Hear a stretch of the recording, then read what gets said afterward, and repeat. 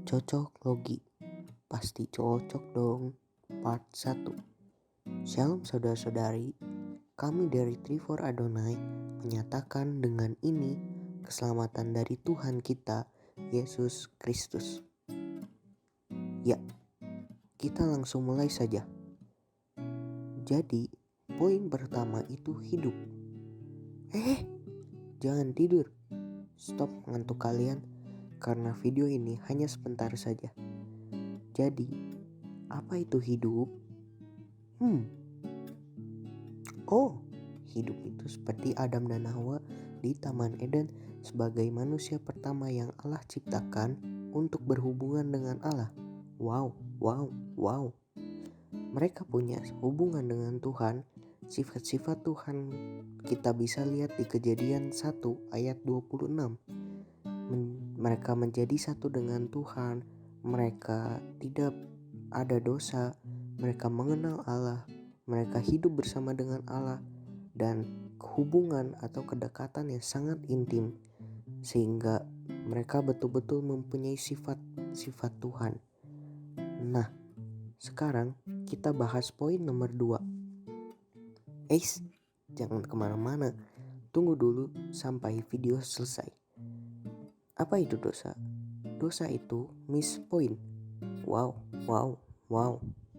Jadi, gara-gara Adam dan Hawa melanggar perintah Allah karena nafsunya ingin menjadi seperti Allah, maka mereka jatuh dalam dosa. Ilustrasinya seperti ini. Ya, di sini Lele menggiring bola dengan sangat bebas dan dia pun melontarkan tendangannya. Aduh, sangat amat disayangkan, ternyata tendangannya malah mengenai tiang listrik tetangga. Jadi, karena miss point dari apa yang Allah mau, maka Allah dengan manusia terpisah hubungannya karena dosa. Jadi, pikiran Allah berbeda jauh dengan pikiran manusia, dan manusia hanya memandang perkara yang di bawah, bukan perkara yang di atas lagi.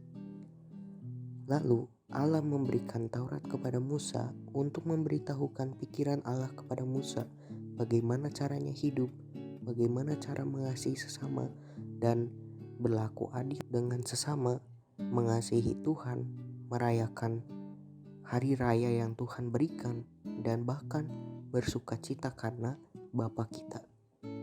Tetapi karena dosa Adam dan Hawa yang pikirannya jauh dari Tuhan, maka manusia gak bisa sampai ke pikiran Allah.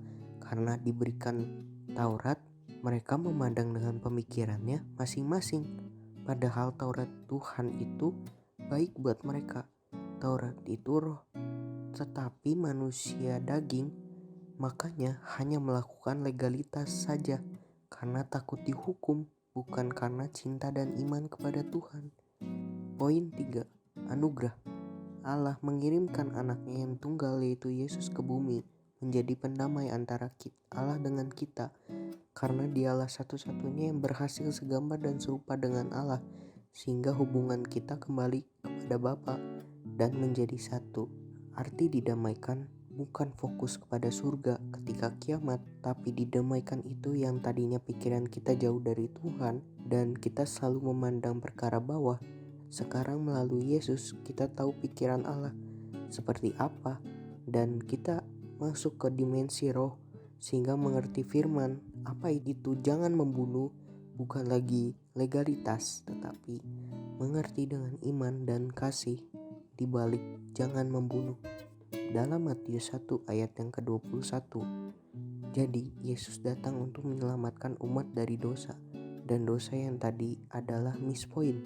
Jadi Yesus menyelamatkan kita dari miss point yang kita lakukan dengan melanggar perintah Tuhan, melakukan karena legalitas. Wow.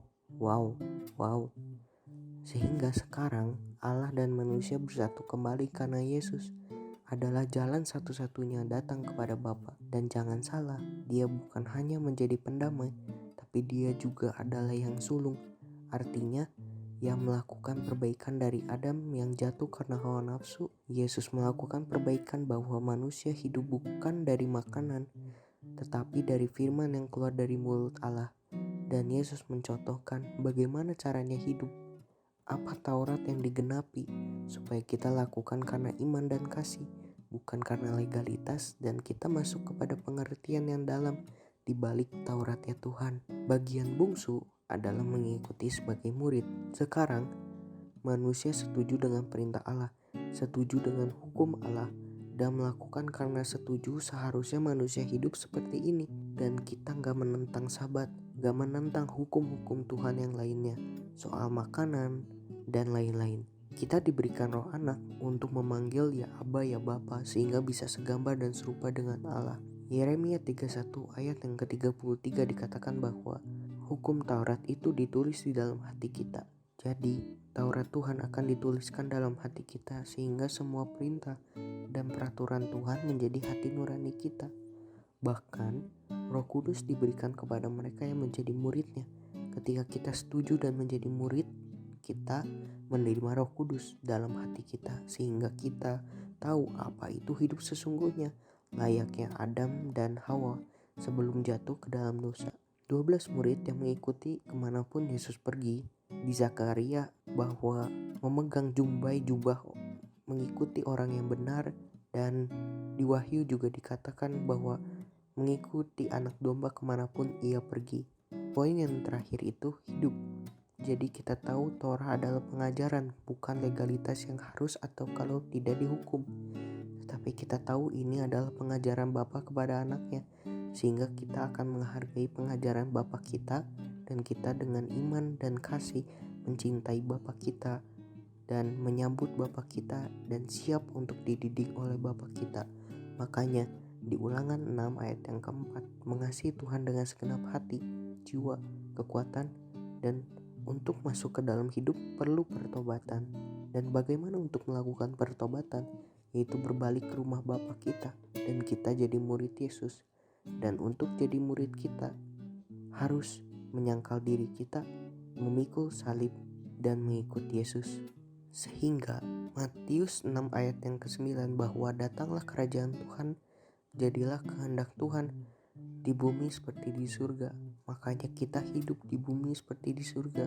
Tidak ada lagi dosa, kelemahan, dan sakit penyakit. Terbukti keselamatan adalah kembalinya hidup manusia yang baru.